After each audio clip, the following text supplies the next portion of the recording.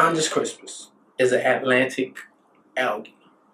They do have roots, but instead of, like the land roots goes in the ground, this one right here goes attached to rocks. And this plant right here absorbs all the calcium, potassium from the rock. Naturally, you cannot cultivate Chondrus Crispus. You cannot regrow it, clone it, and then put it back into the environment for it to flourish. You can't do that. You can do that with other species and stuff too.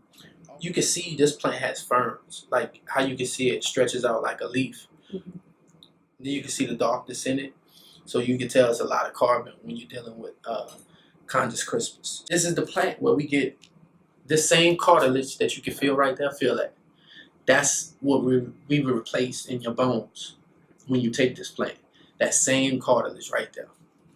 This is a baby krill.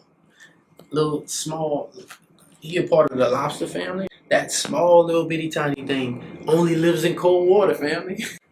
When we talk about what's the food and the habitat and the environment of Chondrus crispus, we look for specific things. We look for the Chondrus crispus to have a fern-like leaf shape, flat leaf shape, and we also look for the baby krill to be attached to it.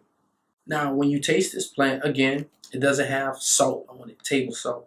It actually has potassium in the plant, so that's why when you taste it, you actually taste the potassium in it. Well, Dr. Sebi himself made this famous about this plant having 92 trace minerals that are, what, the body is 102. So if this is 92, that's a lot of nourishment for one plant.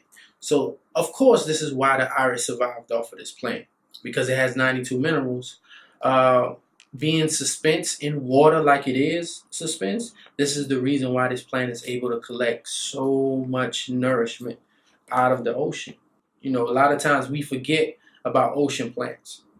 When they write that, they make it possible for some of the land things to come forward because of what they're doing in the water. So when you're talking about ancestors, I think we should look in the water first before we look up.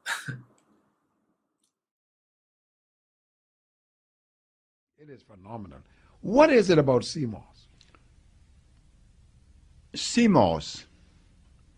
Sea moss scientifically is known as Chondrus Crispus, and it's supposed to have potassium iodide, potassium phosphate, a large percentage of calcium and magnesium. This is why I could fall on my knees on concrete right now at 78. I don't feel any pain. I fall from a standing position. Sea moss strengthen the bones. Sea moss strengthen the brain. Sea moss have the power to bind radioactivity. Sea moss is powerful. I didn't make sea moss. God did.